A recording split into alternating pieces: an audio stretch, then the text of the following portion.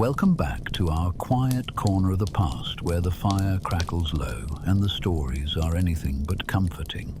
I'm Lawrance Pembroke, your humble guide through the more miserable chapters of medieval history. So far, we've trudged through filth, famine, and the joys of dying from bad bread. Tonight, we venture somewhere even less glamorous, because while most medieval folk were just trying to survive the winter, some took up a far deadlier trade.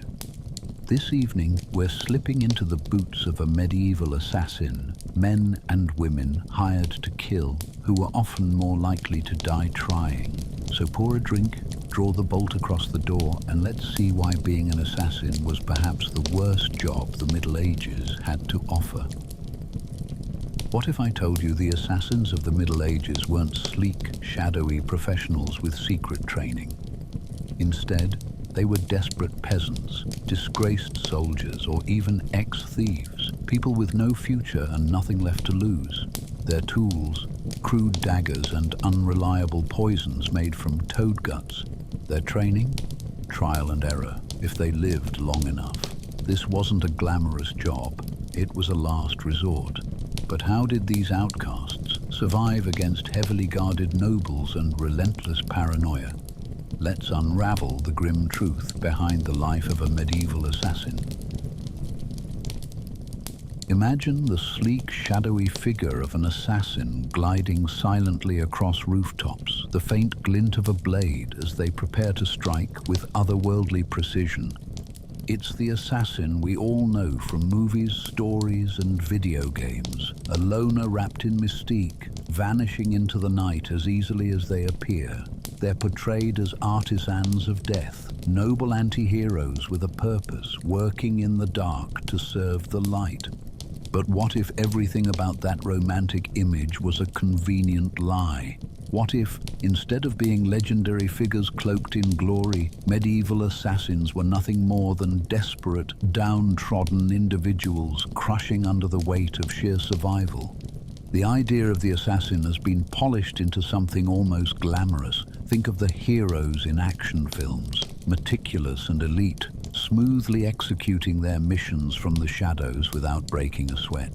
They move with confidence, disciplined and often morally conflicted, but never clumsy or crude. In video games, assassins are equipped with the most ingenious gadgets, trained in secret societies where discipline and loyalty are virtues. And of course, there's always an air of dignity about them. But the truth of an assassin's life in medieval times, well, it couldn't be any further removed from fiction. The assassins of the Middle Ages were rarely the skilled warriors we imagine today. In fact, many weren't even assassins by choice. They weren't born into some shadowy secret brotherhood or given years of deadly training. Most were thrust into the profession out of desperation. Picture this: a peasant whose farm has failed, a disgraced soldier cast out by his army, or a criminal trying to stay one step ahead of the hangman's noose. These weren't people who plotted their entry into this dangerous world. They took on assassination because society left them no other viable option. It's important to understand just how bleak life could be for the lower classes during this time. Poverty was crushing, often inescapable, and death from illness or starvation loomed constantly. For some, the thought of putting a knife to someone else's throat in exchange for a small pouch of silver seemed like a step up. Not because it was nobler or exciting, but because it was a way to survive another week, another month. The assassin's life wasn't one of thrill. It was a grim, unglamorous trade chosen by those truly cornered by their circumstances. And it's not as though these assassins worked on their own terms, quietly picking off evil rulers or corrupt leaders like modern anti-heroes. No, the higher classes, the aristocrats, nobles and royalty, had their own hands-off way of maintaining power. Need someone out of the way? Hire a disposable tool, someone easily replaceable. That's exactly what these assassins were. The rich didn't shy away from orchestrating murders when it suited them. They just didn't want to dirty their hands. Instead, they hired desperate people, using their powerless status against them and giving orders from the comfort and safety of their fortified castles. Once the deed was done, the assassin's survival barely mattered. They might flee and start over in a new town, or worse, be hunted down to conceal any connection to their employer. It was a relationship built on exploitation, far removed from any sense of mutual respect. There was no celebration for these killers, no glory or legends told about their deeds.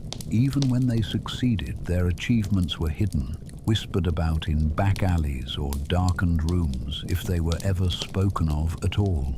Society treated them as tools at best and dangerous outcasts at worst. Consider this. If they lived to see another day, it was rarely with any sense of security or satisfaction. They were nameless, voiceless, and ultimately expendable. Their profession demanded complete obscurity. After all, a successful assassin couldn't exactly go around boasting about their work or start their own guild of killers with fanfare and pride. In the end, their greatest reward was anonymity, if they could hold on to it. And anonymity was crucial because assassins faced a terrible truth. Not only did they have to kill for survival, but their survival was constantly threatened by the unpredictable nature of their work. Who could they trust? Their employers? Hardly. In many cases, those who hired assassins to carry out gruesome tasks planned to get rid of them afterward. Why leave loose ends when tying them up was so simple? These killers couldn't find protection or refuge with their clients, and they were too reviled to turn to anyone else. They weren't just outsiders. They existed on the fringes of society, unable to lay down roots or build a community of their own. It's no wonder that very few assassins left behind anything resembling a legacy. Think about it. Unlike knights or war heroes who were immortalized in stories and songs, assassins vanished into the fog of history. Sure, nobles and rulers might have had secret records of the murders they orchestrated, but who would record the names of those who did the actual killing? The lack of any romanticized epics or ballads isn't a coincidence. Their work demanded invisibility. Anyone skilled or daring enough to take on this profession remained a ghost to the world before quietly disappearing or being eliminated entirely. And yet, despite all these grim realities, the myth of the shadowy killer persists. Perhaps it's easier to believe in the idea of a sleek, controlled assassin, someone whose choices are their own, than to confront the dark, messy truth. Maybe it's more entertaining to imagine secret orders and mystical training rituals than the real story of outcasts struggling to make it through one more desperate night. The image of the noble anti-hero serves an appealing narrative, but it buries the truth of what most medieval assassins endured. Because here's the harsh reality. Medieval assassins weren't respectable, skilled professionals. They weren't born into specialized organizations or bound by codes of brotherhood or honor. These killers emerged because of desperation, because of the crushing odds stacked against them. They weren't working for glory or devotion to any cause. For the average assassin, the goal was survival. A dangerous assignment might not even end with payment, but for those who took the risk, it was a glimmer of hope in an otherwise hopeless existence. The entirety of their work lay in shadows, not for drama or mysticism, but because anything else meant almost certain death. Now, if these assassins weren't trained warriors or polished experts, how did they manage to survive for as long as they did? What kind of skills could someone like that develop to carry out such high-stakes, dangerous work? The answer isn't what you'd expect. As we'll see, survival wasn't driven by refined expertise or intricate years of training. No, their education came through something far less structured and far more brutal. When you picture a medieval assassin, it's easy to imagine someone with years of training, a master of their craft, disciplined and precise. Maybe they spent their early years in secret orders, honing their skills under the watchful eye of a mysterious mentor. But here's the reality. No such training existed. There were no shadowy academies, no scrolls filled with ancient wisdom on how to blend into the night. Everything a medieval assassin knew, they learned out of necessity. Skills weren't taught, they were scraped together in a chaotic and dangerous process of survival, trial and error. To say these assassins were self-taught feels like giving them too much credit. There wasn't a roadmap waiting for them, and certainly no safety nets. Their early missions were often disasters, clumsy, amateur, and plagued with mistakes that could easily cost their lives. Some learned their rudimentary skills from thieves or mercenaries, picking up tricks about stealth and evasion along the way. But even then, no one was handing out step-by-step instructions. These were the scraps of survival skills borrowed from criminals and outcasts who had learned themselves how to stay one step ahead of the gallows. The rest, that came from hard, unforgiving experience. Imagine crouching in the shadows behind a busy marketplace, waiting for a moment to strike. Your clothes don't speak of power or skill. They're tattered, designed to blend into the sea of peasants.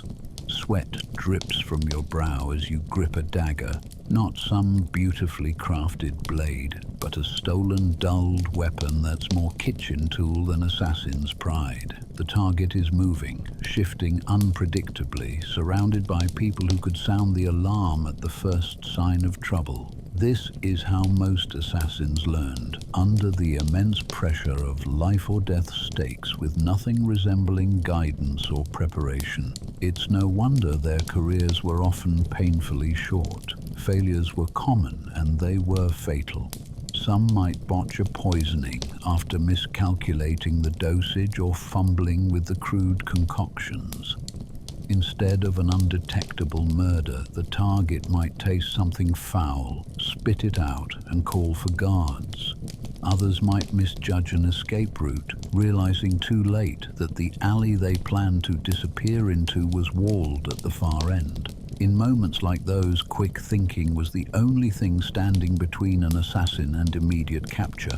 There were countless stories, not preserved in history but whispered among the desperate underbelly of society, of plots foiled because the assassin lacked the polish or precision expected of them. For every successful attempt, there were likely dozens of failures no one bothered to record. In the absence of formal training, practice was painful and bloody. It might take several failed attempts for an assassin to learn how to strike effectively or how to avoid drawing attention before reaching their target.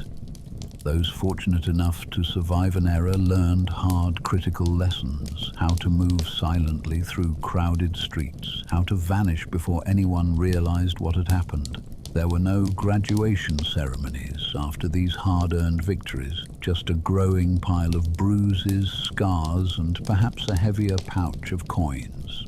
As one historian put it, their education was brutal, practical, and offered zero graduation ceremonies, just bruises, bloodstains, and the creeping realization that you were very much on your own. A fatal mistake could loom at every corner, but the real art lay in staying unnoticed. More than brawn or even skill with a blade, assassins survived by blending in. They didn't wear black cloaks or intricate armor, contrary to what popular culture might suggest. Instead, they dressed like everyone else: peasants, servants, even beggars. They couldn't afford to draw attention. Standing out in any way, whether in appearance or behavior, could invite suspicion. Crowds were their cover. Their lives depended not on cutting through enemies with flair, but on disappearing before anyone even thought to look. For them, improvisation became an assassin's greatest strength. Plans often fell apart, and the ability to adapt in the moment separated the survivors from the doomed. If a guard turned down an alley too soon, or an unplanned interruption delayed a critical strike, improvising meant everything. This need for flexibility led to some of the most unorthodox methods imaginable. A failed poison might lead to a desperate knife attack in a public setting. An unexpected obstacle could require slipping into a role, maybe as a harmless tradesman or a wandering traveler. Every mission was a gamble where fast thinking was their only advantage. Stories circulated of near-miraculous escapes, moments where an amateur assassin outwitted their powerful pursuers with sheer creativity. Imagine an assassin cornered in a barn after a failed assassination attempt, surrounded by guards searching every hiding place. Without a plan, they might soothe the guards' suspicions by playing drunk, stumbling outside and slurring their words in an imitation of a harmless fool. Every moment was lived on instincts sharpened by survival. But for every story like this, there were countless others where improvisation wasn't enough to outsmart the blade of a bounty hunter or the noose of a magistrate.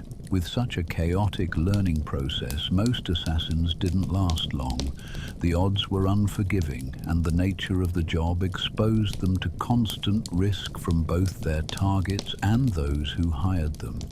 The absence of mentors or support systems made survival an individual battle, one few could sustain.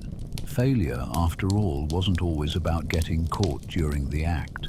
Sometimes an assassin succeeded in the task, but found themselves betrayed by their employer or tracked down by the target's family. When so much could go wrong even in the best circumstances, it's no wonder so many careers ended abruptly. So much of what was required to survive in this line of work came down to learning quickly and not repeating deadly mistakes. Expertise, as we might define it, never truly existed for these figures. Instead, they stumbled through their missions, learning to kill messily and escape even messier situations. This wasn't about honing polished techniques or perfecting some artful method of murder. It was about learning to live with failure hanging over every corner and to make sure no failure came twice. What ultimately defined a medieval assassin wasn't a set of refined skills or even a knack for violence. It was the ability to adapt under impossible pressure. There were no mentors or secret orders to back them up, no rituals to carry apprentices through the transition into full-fledged killers. Their training came from surviving the worst conditions, making it up as they went along, and praying their luck held out for just one more mission. Survival wasn't just a necessity, it was the only real skill that mattered. But survival alone wasn't enough. They needed tools, rudimentary, unreliable, but necessary for the dangerous work they attempted. They couldn't rely on magical weapons or advanced technology like the assassins of fiction. So what did they use when they had to trust their lives to their equipment? Let's take a closer look at the crude, unpredictable tools of their trade. Forget the image of retractable blades slipping from wrists or clouds of smoke bombs disappearing into thin air. A medieval assassin didn't carry sleek, perfectly engineered weapons. They relied instead on one simple rule: use whatever wouldn't get you killed before you could even begin. Their tools were as unpolished and unpredictable as every other part of their job, often stolen or improvised from the scraps around them. A good dagger, for instance, was more than a convenience. It was a prized lifeline. If an assassin was lucky enough to have one, they'd protect it fiercely. But in most cases, their weapons weren't carefully crafted works of art. They were everyday objects, bent toward a darker purpose out of necessity. Poison is often painted as the hallmark of an elite assassin. Diplomats quietly collapsing after sipping a goblet, plates containing tainted meat removed from tables just moments too late. Fiction makes poison seem like a guaranteed way to eliminate someone cleanly from the shadows, but the truth is far less elegant. The concoctions available in the Middle Ages were unreliable at best and outright dangerous to the assassin at worst. Take the grim process of crafting poison. It could involve plants harvested under questionable conditions, minerals ground into dusty paste, or animal parts thought to carry natural venom, a favorite being toad secretions. But because medieval science lacked precision, dosages often veered wildly between useless and deadly. This wasn't the kind of method you used unless you had no other options, because there was always a chance the assassin themselves might be the one keeling over first. Carrying tools like poisoned powders or small blades involved another problem entirely: concealment. Assassins knew full well that being spotted with such items could quickly spell their end. A blade too obvious might lead to search and capture before the job even began. To avoid suspicion, weapons were hidden in clothing, tucked into ragged boots, or disguised as something utterly mundane for the time. Picture a dagger sewn into the hem of a cloak, or poison powder transported inside a hollowed-out crust of bread, the kind any traveler might carry. The goal was always the same: blend in so completely that no one would even think to look twice. The streets of a medieval town were chaotic to modern eyes, bustling with people wrapped in drab textiles, pushing carts or exchanging gossip near market stalls. In this jumble of bodies and noise, blending in meant more than avoiding eye contact. The assassin needed to match their surroundings completely. A tool too conspicuous, a shining blade, for instance, or a weapon out of place in a kitchen hand's attire, could unravel their anonymity in seconds. Even once in use, the tools weren't reassuring or dependable. A dagger wasn't guaranteed to be sharp enough for clean strikes, especially since fine maintenance was more luxury than standard practice among assassins. Blades dulled quickly and could break under pressure, leaving someone scrambling for alternatives mid-assault. It's easy to imagine the panic of fumbling for the nearest substitute in such moments. A broken slate roof tile, perhaps, or a rusty nail ripped from a doorframe. Worth a shot, a desperate man might mutter under his breath, knowing full well that these wouldn't serve as well as his failing weapon. And then there were the poisons, which, beyond being unpredictable, often worked too slowly or failed to work at all. A noble might take a bite of poisoned food, pause, and simply spit it out as a servant nearby looked on with concern. Instead of eliminating a target, they would raise their suspicions and bring unwanted attention to the assassin's employer. The danger of getting the mix exactly right was a constant shadow, hovering just as heavily on those using the poison as those consuming it. Even the most mundane tools had their challenges. A length of rope, for instance, was functional as a garrote, climbing aid, or binding material. But for a medieval assassin, knowing how to tie the right knot quickly was. The difference between finishing the task and failing catastrophically. Imagine trying to use a rope mid-fight only to realize you couldn't quite remember whether the first loop went under or over. Hardly the kind of hesitation that builds success. As useful as these items seemed in theory, they required an improvisational mindset that left no room for hesitation. What's striking about these tools isn't just their crudeness, but their unpredictability.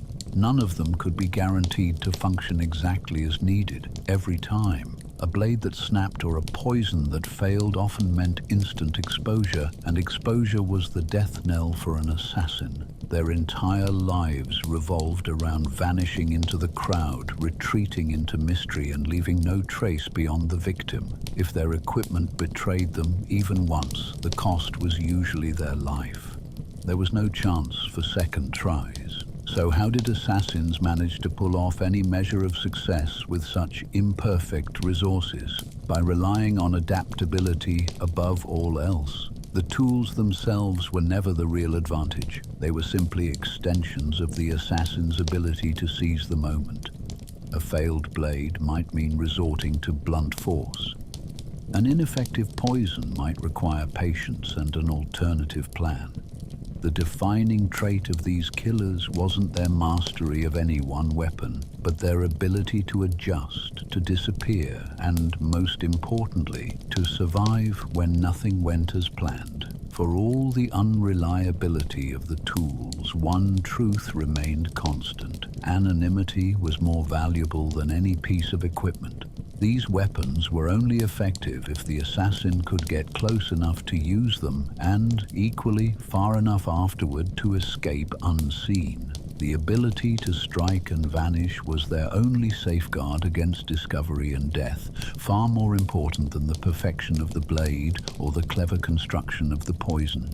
It's no exaggeration to say that the assassin's greatest weapon wasn't made of iron or plant matter, but of their own ability to remain inconspicuous. Yet, even with quick thinking and improvisation, questions linger. How could someone armed with nothing more than a kitchen knife, a doubtful poison, or even sheer bluff manage to take down heavily defended nobles? These weren't ordinary targets. They had guards, walls, and even animals trained to detect intrusions. Perhaps the assassins' true challenge didn't lie in wielding their weapons, but in navigating through a maze of paranoia and planning.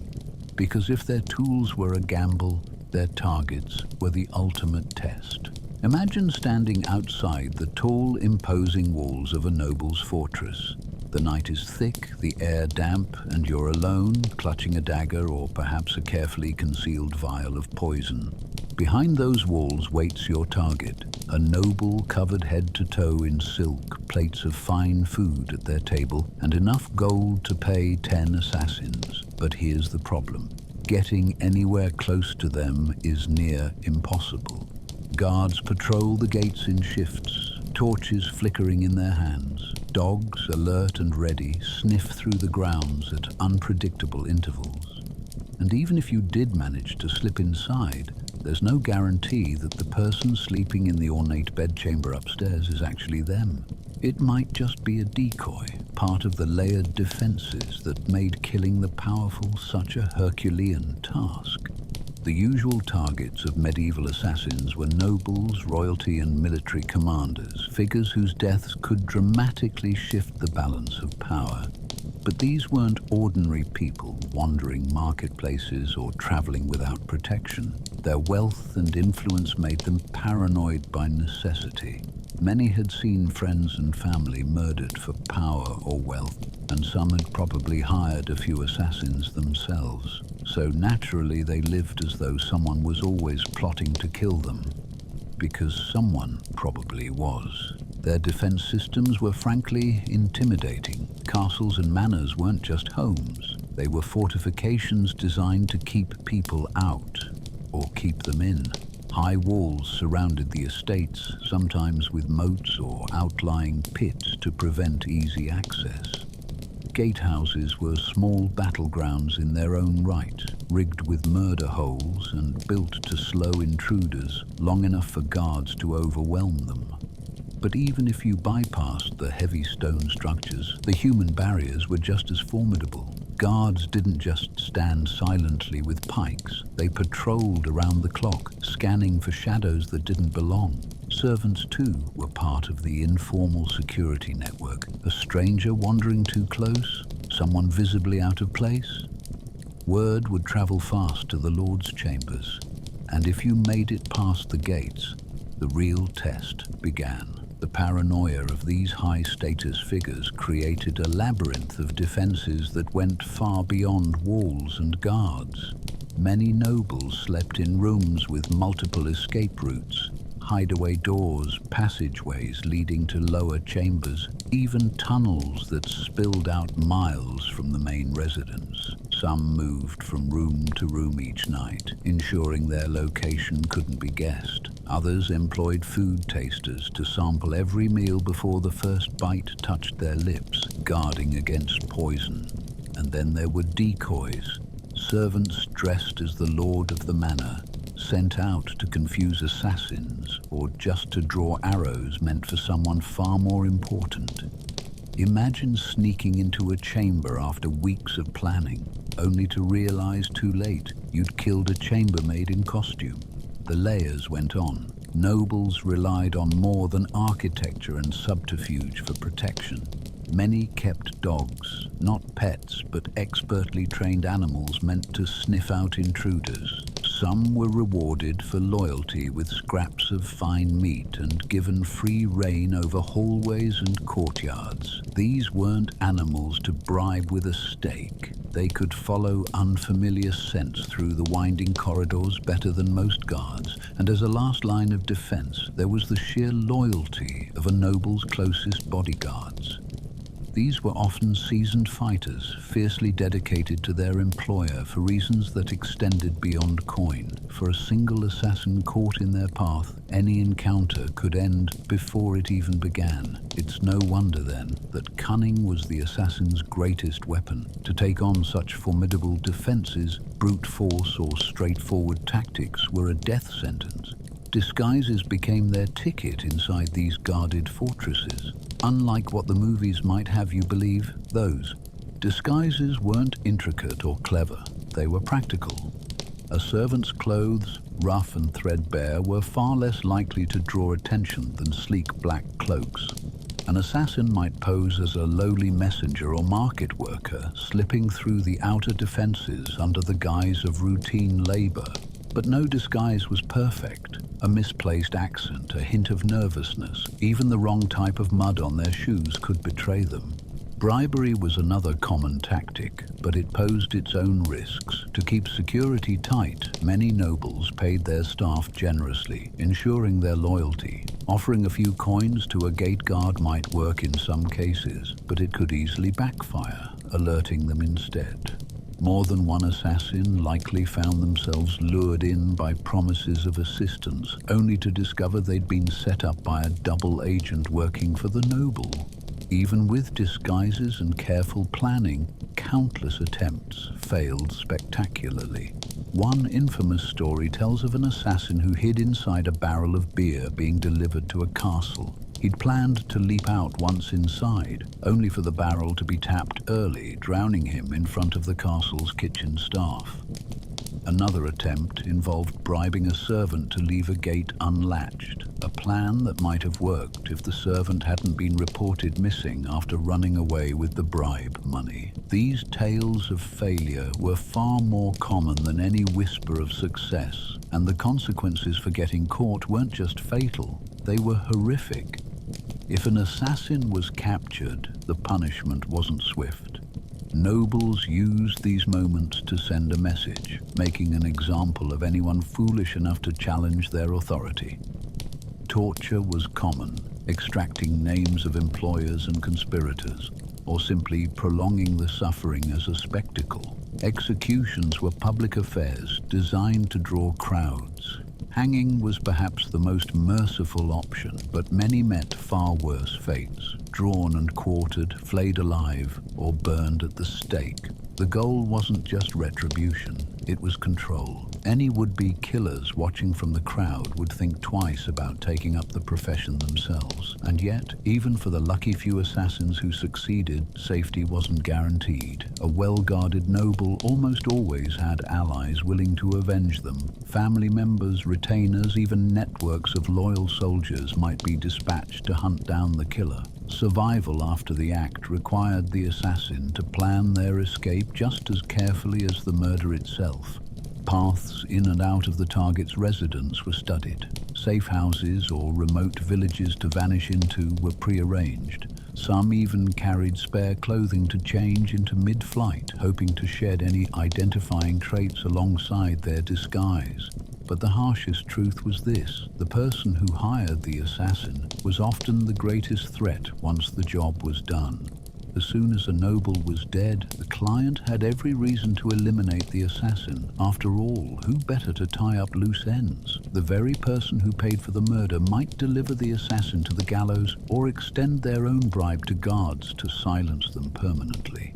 It was part of the unwritten contract. Success meant nothing if your employer saw you as a liability. In many ways, these missions weren't just deadly. They were suicide runs, measuring success not by triumph or wealth, but by survival. Amid the walls, the guards, the traps, and the betrayals, an assassin had to not only strike the killing blow, but somehow walk away unseen and unscathed. It's no exaggeration to say that most who tried never saw the next sunrise.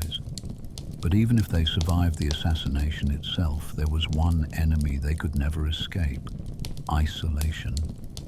Life as a medieval assassin meant trusting no one, forming no alliances, and living every day looking over your shoulder. And that perhaps was the most punishing defense of all. Imagine yourself in a dimly lit tavern, all noise and movement blurring together. A shadowy figure sits alone in the farthest corner, their back pressed firmly to the wall.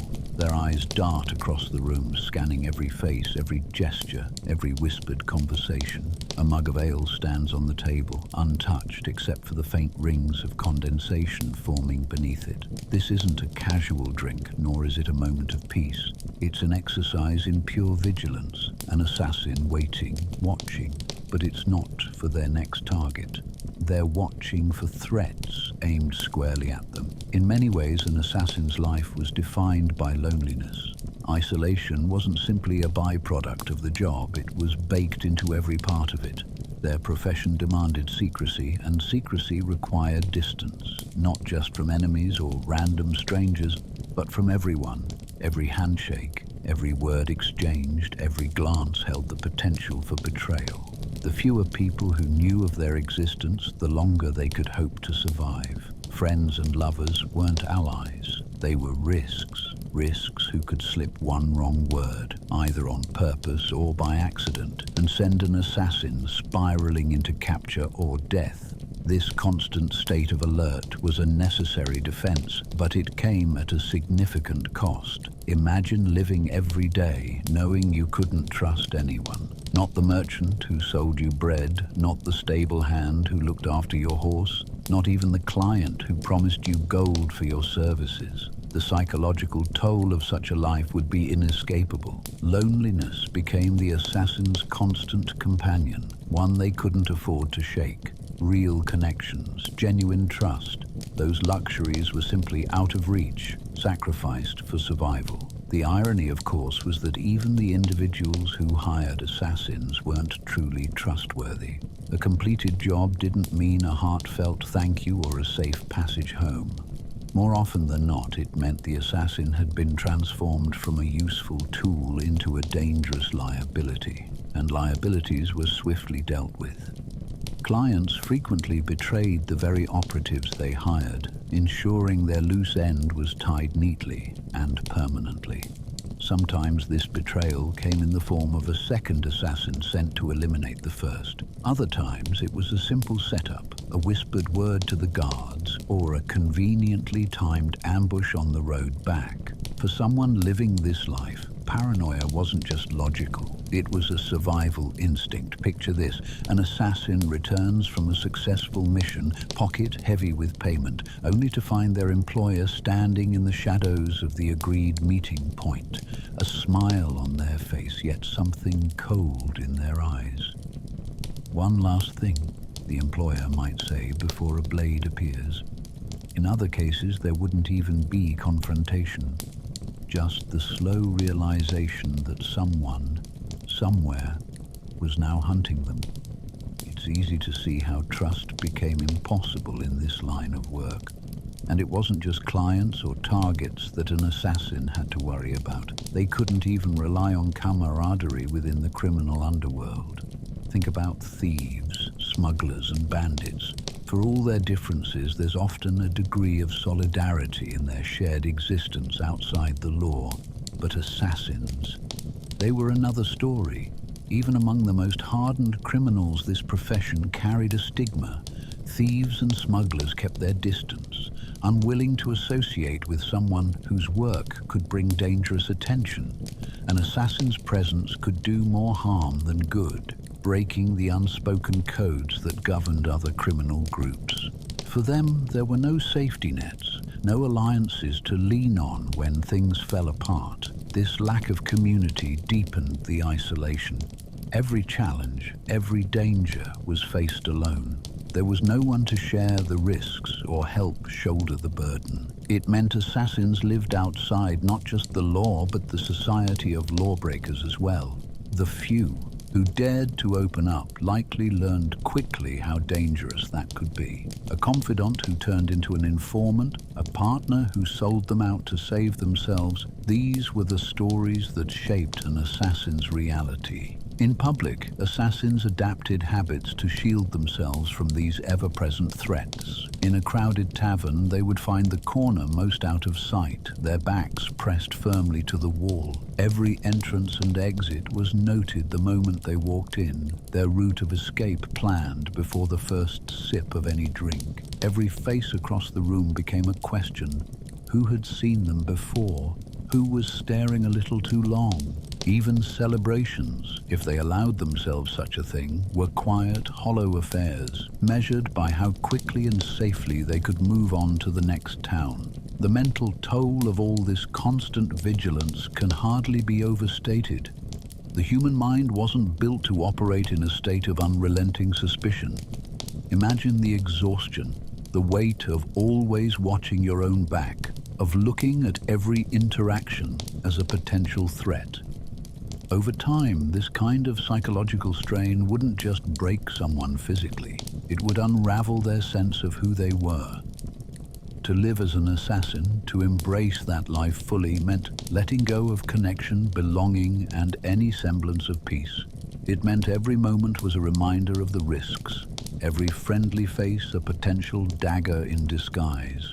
Even the rare pockets of calm, brief respites between missions, came laced with unease. An assassin might sit by a fire, seemingly unnoticed in a new village, trying to savor the warmth of anonymity. But it wouldn't last. The paranoia crept in, every noise outside magnified, every figure passing by the window a possible danger. There was no resting without one eye open, no joy unmarked by suspicion. What makes this life even more haunting is how many assassins likely understood that they were trapped, and that the isolation wasn't just temporary, it was permanent. Their survival relied on remaining silent, invisible, forgotten. That meant no relationships, no bonds, no history. Every name they used was fake, every place they stayed a way station destined for swift departure. This wasn't just a lonely path. It was a cursed existence, lived entirely in the shadows, with no hope of stepping into the light. In the end, isolation wasn't just a consequence of the assassin's profession, it was the job itself. To kill without being killed, the assassin had to live as though they didn't exist. They couldn't form lasting ties, couldn't afford to leave traces of their presence. Their work didn't just strip them of safety, it stripped them of humanity. The few moments of fleeting success were often swallowed by an overwhelming sense of dread. And the hardest part, knowing that no matter how careful they were, failure was always waiting just around the corner. Failure wasn't merely a personal mistake, it was a public spectacle. The stakes were unimaginably high, and when the worst happened, the consequences were brutal. So what happened to assassins when they finally slipped, when vigilance failed, when their luck ran out? Their world didn't just collapse quietly, it shattered violently, leaving them not only alone but utterly exposed. Failure was not just a possibility for a medieval assassin, it was an inevitability. And when that moment came, it wasn't a quiet fall from grace. It was loud, brutal, and public. This wasn't a world where mistakes went unnoticed or covered up. Failure for an assassin meant not just death, but a fate crafted as a spectacle, etched into the minds of all who bore witness. Public punishment wasn't merely about justice, it was theater. It sent a shiver down the spines of anyone who might have entertained similar ambitions. The execution itself was designed to be both agonizing and humiliating. Each method carried its own grim flair, using the tools of the age to push the limits of suffering. Torture often came first, a prolonged, excruciating prelude. Those captured alive were interrogated relentlessly, as much about their employers as their crimes. No one would simply take the assassin's word. They were broken until they confessed everything, real or imagined. Sharp iron tools with poetic names like the Bonecracker's Delight were not just created for physical damage, they were engineered to send a chilling message long before the victim's final breath. If their hands had carried the tools of assassination, those same hands might be crushed beyond recognition, a symbolic destruction of their craft. And when it was time for the final act, the executions were deliberately extravagant. Imagine the crowds gathering, children perched on their parents' shoulders, torch smoke thick in the air. In some cases, the method was fire, a burning pyre built to ensure every scream reached even the furthest edge of the audience. Other times it was the wheel, the assassin's body shattered piece by piece, their limbs twisted unnaturally, left on display long after death. The intent wasn't only to punish, but to terrify. Anyone watching would leave reminded of their own place in the order of things, understanding that no blade or poison vial could upend the hierarchy without gruesome consequences. Failure didn't just mean the assassin was caught, it meant their anonymity was obliterated. Names or descriptions, when names were unknown, were spread quickly, as if gossip were a weapon of its own. It wouldn't take long for crude sketches to appear, hastily nailed to tavern walls or shouted in the marketplaces. Wanted, the posters would proclaim, alongside promises of rewards for capture. This wasn't the kind of fame anyone wanted. The assassin, once a shadow moving quietly among crowds, suddenly found their own face a target. The problem, however, was that failure didn't just expose assassins to the wrath of their intended victims. It also ensured betrayal from the very people who had pulled them into this dangerous game to begin with. An assassin's employer, once desperate for their help, could turn on them the moment things went wrong. And why not? A failed assassin was a liability, someone who could be tortured, interrogated, or worse. The safest option was, unfortunately, the simplest: eliminate the liability. This might mean dispatching another assassin, one more competent or, at the very least, more invisible. It could also mean setting up the failed assassin to face the law, ensuring all blame stopped firmly at their feet, while the employer melted back into obscurity, unscathed. Even success couldn't always shield the assassin from these betrayals, but failure all but guaranteed it. One of the most chilling aspects of such betrayals was how calculated they were. Imagine returning to the meeting spot after a failed attempt. You're expecting maybe frustration from your client or a heated argument, but instead there's only silence, a pair of hired thugs waiting where payment should have been. Or perhaps you feel relief after escaping the fortress alive, thinking you've avoided death another day, only to hear the whispers later. They've put a contract on you now. If paranoia hadn't already become second nature, it certainly did in these moments. Failure didn't just invite danger, it ensured that. The assassin could trust no one, not even the people who had sought their services. The world turned quickly against those who stumbled. Sometimes even the weapon of choice could betray them. Poison, for example, often carried high risk for the assassin as well as their intended victim. In their rush to prepare the mixture, made from plants, mushrooms, or ground minerals, it wasn't uncommon for imprecise measurements to backfire.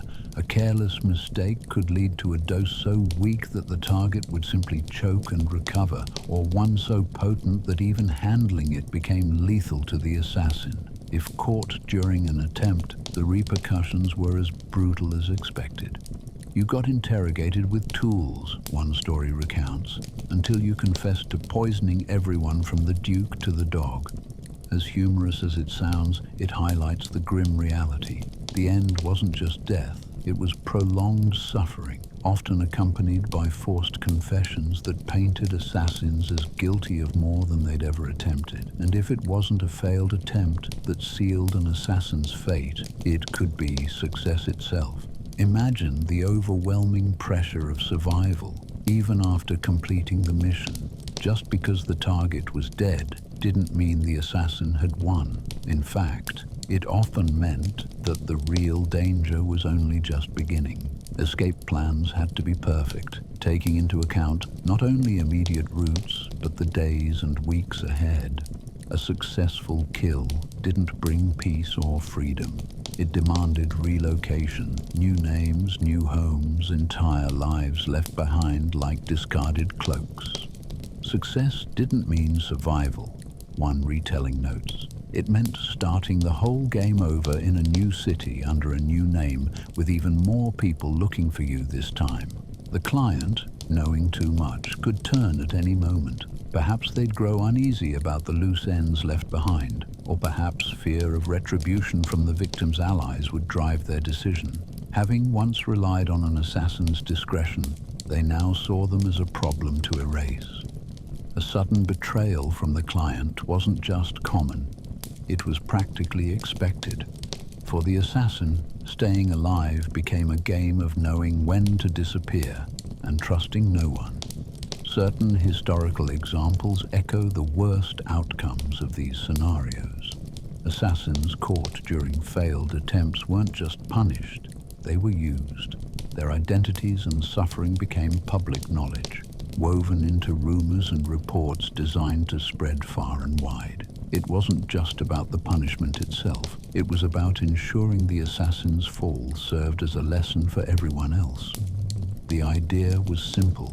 If you tried to follow the same path, your story would end in the same violent spectacle. In the life of a medieval assassin, there truly was no winning. Failure meant one kind of death, but even triumph forced them into lives defined by isolation, betrayal, and constant danger. The psychological toll of knowing that failure wasn't an option, and of knowing that even success wasn't safe, cannot be understated. Every mission balanced on the edge of catastrophe, every decision weighed under the knowledge that one misstep could unravel everything. At no point could they relax, breathe easily, or think about the future. The very structure of their work ensured that they weren't just living dangerously, they weren't living at all. Failure, success, it didn't matter. The only certainty in their world was an early, violent death. Even for those who managed to avoid public executions or betrayal by clients, their lives didn't grow easier. The reality of surviving meant becoming a fugitive, running forever. So, what came next for those who lived long enough to flee? That's where the true weight of their survival begins to show. Imagine standing on the edge of a distant village, the kind too small to appear on most maps. The houses are scattered and weathered, their roofs sagging under age and neglect. Smoke rises from one or two chimneys, blending into the grey, overcast sky. You shift your weight nervously, feeling the rough edges of borrowed shoes rubbing against your feet. You're not here out of choice. A lifetime ago, perhaps just weeks, though it feels like years, you slipped your blade between a noble's ribs. Now, you're no one. A name spoken in whispers, if at all. You're a shadow trying to live as flesh, knowing every breath could be your last. Once the kill was done, an assassin's next task was survival, and it was a task they could never stop completing. Before the cloak or disguise could even come off, the plan to flee was already underway. Escape routes had to be identified long before the strike, with backup options for the inevitable moments when things didn't go as planned. Safe houses were chosen with painstaking care and had to be far enough from the crime to offer temporary security, yet still close enough to reach without drawing attention. Even once tucked away in these fleeting havens, safety was fragile. A neighbor's curiosity, a lingering watchman, or a late-night knock on the door could bring it all crashing down in an instant. The moment your blade struck, one account puts it, your new job became escaping everyone who now wants to murder you in increasingly creative ways.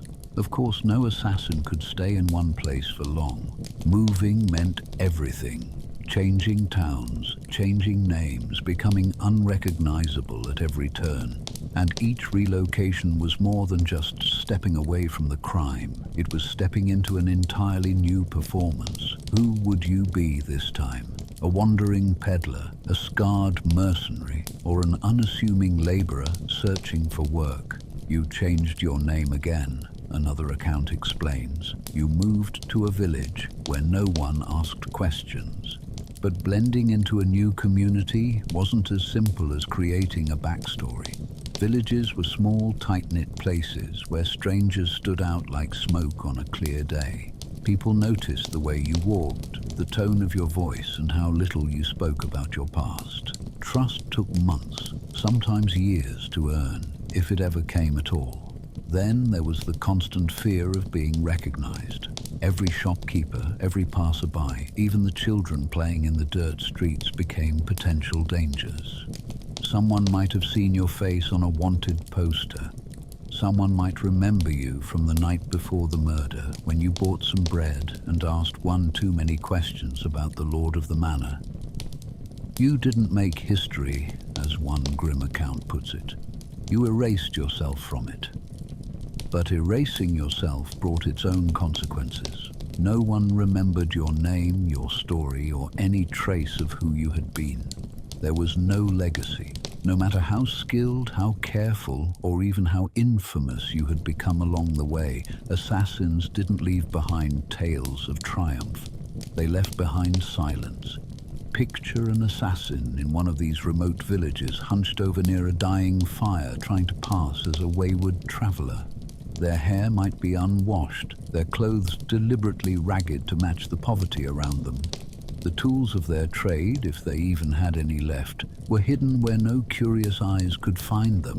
They'd speak only when spoken to, and never without thinking through every word. If someone pressed too much, whether about those strange calluses on their hands or why they always seemed to sit facing the door, they'd make up another story or quietly vanish in the night, gone before the first rooster crowed.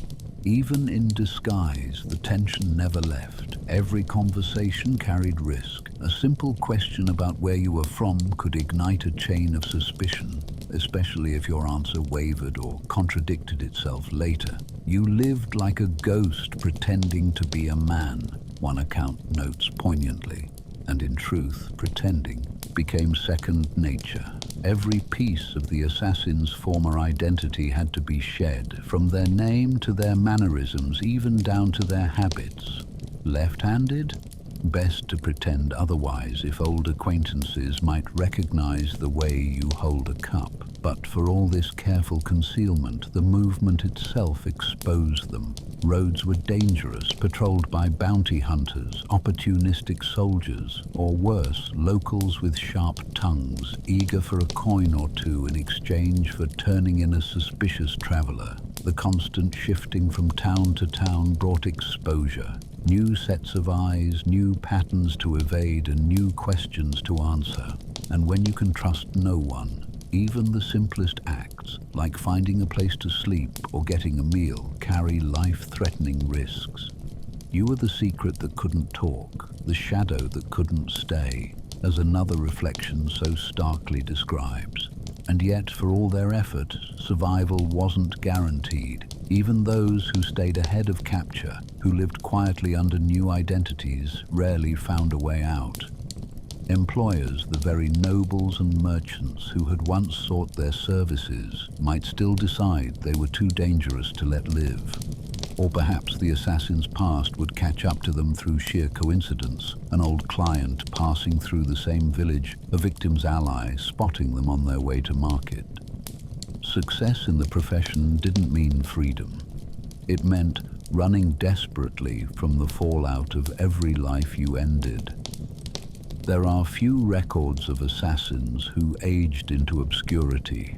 Most were erased from history long before they could grow old. Those who weren't killed by a betrayed client or a relentless pursuer typically faded into entirely anonymous lives, invisible in every sense. They died quietly in isolated corners of the world, their names long forgotten, their professions left unspoken. The anonymity that once protected them became their prison, ensuring that whatever victories or horrors they had achieved remained buried beside them. Even their supposed victories, like gold earned from completed jobs, weren't a way out of the cycle. Money could hire a safe house or bribe a guard, but it couldn't create lasting peace. For an assassin, trust was rarer than any treasure, and a handful of coins meant little when every friendly face could be the one that turned against you. This lack of stability wasn't a temporary hardship. It was the full shape of an assassin's life. Friends asked questions. Lovers noticed bruises, bloodstains, and why you always slept with a blade under the pillow, an account notes sharply. This was no way to live, not truly. At best, it was surviving, always halfway through a life left unfinished. From cobblestone cities to tiny countryside hamlets, the story was always the same. Change your name, change your face, and disappear. Repeat the cycle before anyone grew close enough to unravel you. Paranoia wasn't an affliction for assassins. It was the cost of being alive. And if that paranoia slipped, if they stayed in one place too long or trusted one person too much, their carefully constructed lives would collapse violently and swiftly, as though they'd never existed at all. In the end, the greatest achievement of a medieval assassin wasn't fame, wealth, or even skill. It was survival. Not survival as lasting success, but as a fragile balancing act, one step ahead of betrayal or death. They lived as myths hidden in the flesh of real people, constantly erasing themselves as they ran from the shadow of their own making. For every knife successfully placed between shoulders, an assassin carried the weight of a life they could never claim in a world that worked tirelessly to erase them. The life of a medieval assassin was far from the legends we've built around them. They weren't noble heroes or masters of the shadows.